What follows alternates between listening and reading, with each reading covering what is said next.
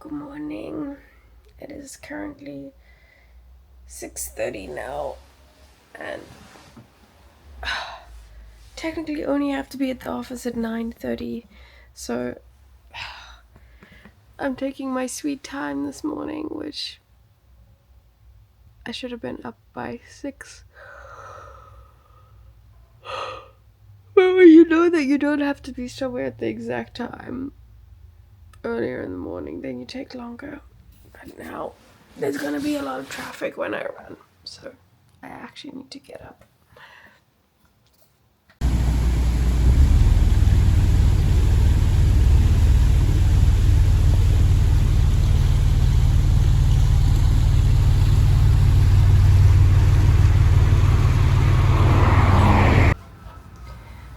How's it?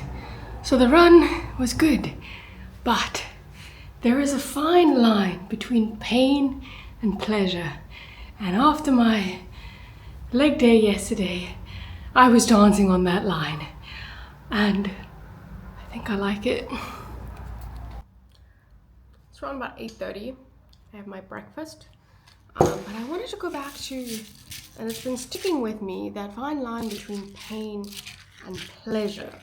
It's kind of like that same thing when you're a kid and your tooth is loose and you want to wiggle it and it hurts, but like it's like kind of pleasurable. Or like pushing a bruise. Like there's something, I guess, yeah, there's something in that. And I wonder if there's some sort of like biological thing. I'll research that today and then I'll get back to you after work.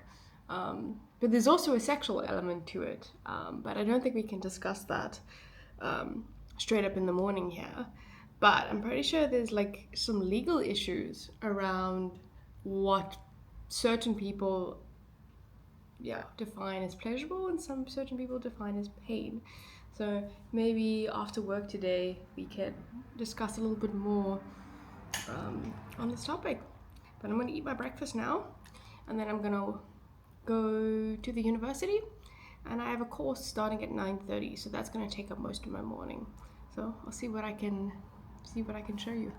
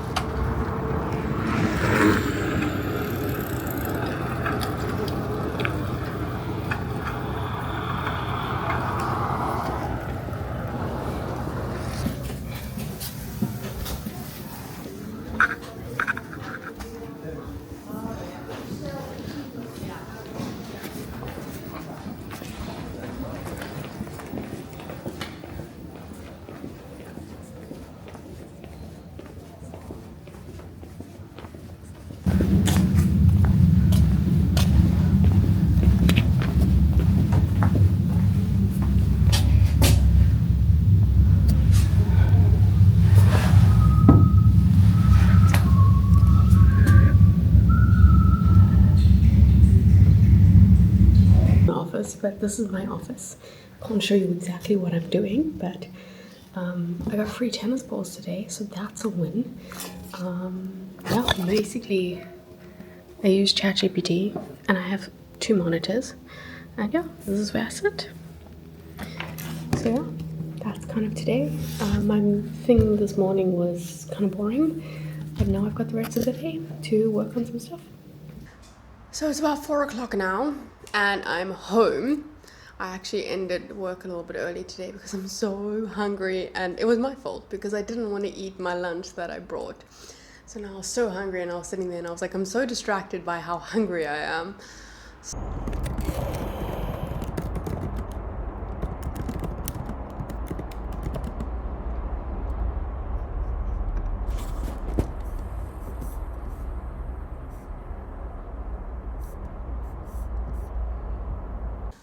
Okay, so I thought while my dinner is actually cooking, we chat a little bit about the fine line between pain and pleasure and some of the insights that I took from actually a podcast by Diary of a CEO, where they had feminists actually talk about a similar topic, but they brought up the notion of BDSM. And BDSM is it's a touchy subject. For those of you who don't know, I guess Google it. Maybe an incognito browser, but that's up to you. But it's actually the sexual act or playing of, I don't want to say hurting someone, but for my example over here, we're going to use hurting someone. It's the notion of pain. Now, it's not just like a psychological thing that I was discussing. Okay, so it's editing Bianca here. And editing Bianca realized that hungry Bianca was not making sense here.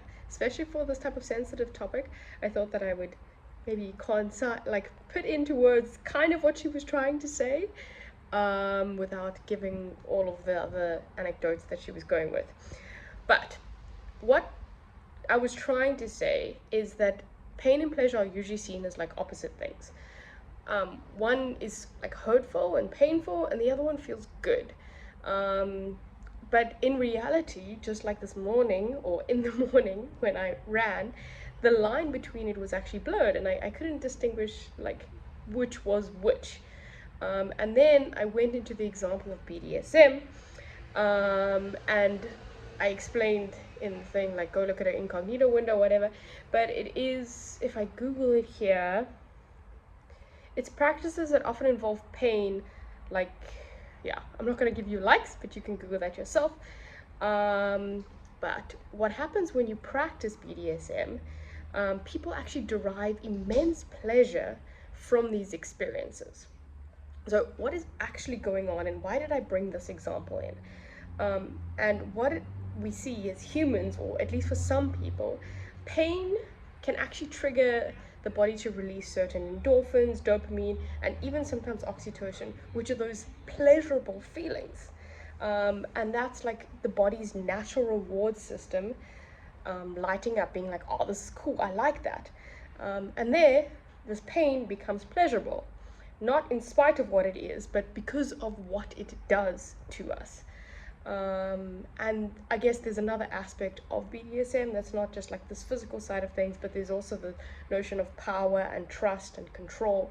And this is where it becomes like a little bit of a difficult subject, especially to police with regards to laws, because how do you make a law that says it's okay to hit someone or hurt someone because it's actually pleasurable for them?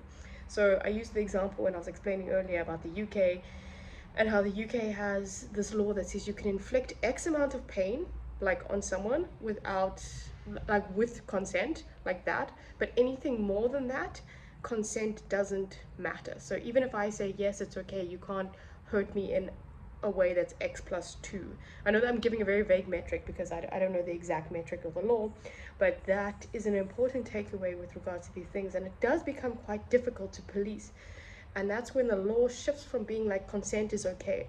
So even if you have video consent or you had something there, they would not actually allow it because you are inflicting a level of pain that's X plus something onto a person. And that's done to help society in general, because a lot of the time people would lie and say that, oh no, I'm going to use the word, she consented to it. In a matter of fact, she might have not. And it can lead to some very terrible things that go on there. So yeah, this is a short summary of it. Again, you'll see, she's not a lawyer, she doesn't know much, but do your own research and stuff. But the fine line, yeah, is interesting, I guess. Yeah, and different countries have different laws. Like Canada is quite strict. The Netherlands is less strict. Or when I say strict, they will take the notion of consent a little bit more into consideration in the legal system. But yeah, that is all. I am now making some food over there, as you can see. I'm having some, I'm gonna sound like a gym bro, but I'm having some meat and rice and some spinach. I'm quite tired today, so I think I might get an early night. But yeah.